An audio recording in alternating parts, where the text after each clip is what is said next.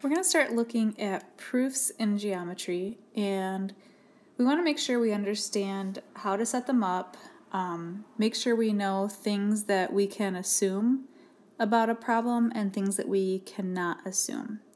So, what can you assume? You can assume that straight angles are 180 degrees. Now remember, a straight angle is just a straight line. So if you have a straight line, we can assume that that's a straight angle also equal to 180 degrees. We don't have to prove that. That's something that we know. We can also assume collinearity and betweenness of points. So if you've got points on a line, let's say these are 3 points, we can assume that they are collinear because they all lie on the same line. You can assume relative position of points. So, the order, if this is point A, B, and C, we can assume that to be true. And then you also can assume that two angles add up to a bigger angle. So, for example, if you had, let's say, this, you could assume that this small angle and this small angle add up to that bigger angle right there. Alright, so what can you not assume? And this is where you want to make sure that you don't just assume things to be true because it looks that way. We talked about this in another video, right angles, that's a big one. If it looks like a right angle, you can't assume it unless you are told it's a right angle or it has one of those little box thingies in the corner. You can't assume that segments are congruent just because they look the same, or that angles are congruent just because they look the same, and you can't assume the size of segments or angles. So you can't say, well, yeah, that looks like a 30-degree angle, or that looks like a line that's 2 centimeters long. So we can't assume sizes of things.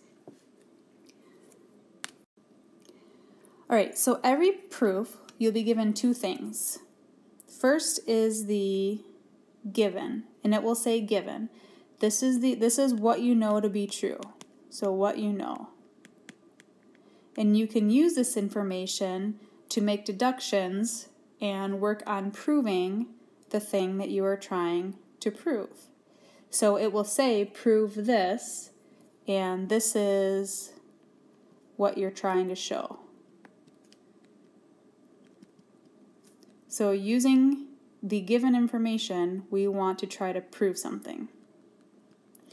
When we set up our proofs, it's going to be a 2-column proof. It'll look something kind of like this below. You've got statements and you've got reasons. So if you're going to say something about, let's say, a triangle, if you're going to make a statement, you have to be able to back it up and say, well, here's how I know that. So your statements, just one thing to know, what you're trying to prove is always the last statement, because you're going to say, this is what I'm proving. And then the things that go on the reasons side,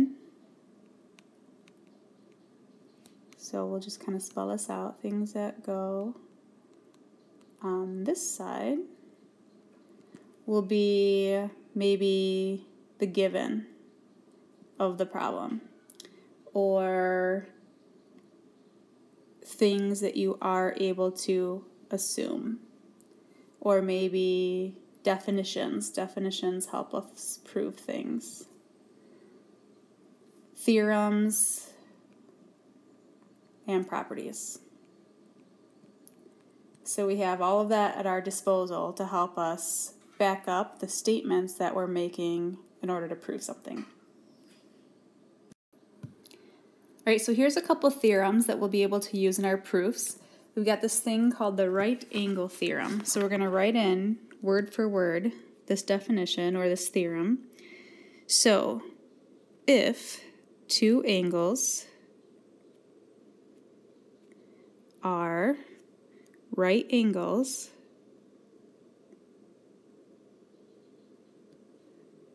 then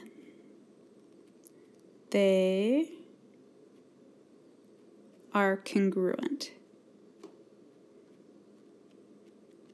Now you may say, well, duh, I already know that. Well, things that we already know in math have been proven. And so how do you know that this right angle and this right angle are congruent? Because of the right angle theorem. We also have a straight angle theorem, very similar to the right angle theorem. If two angles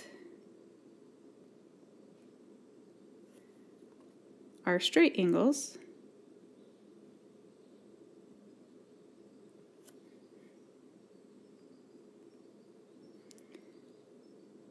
then they are congruent.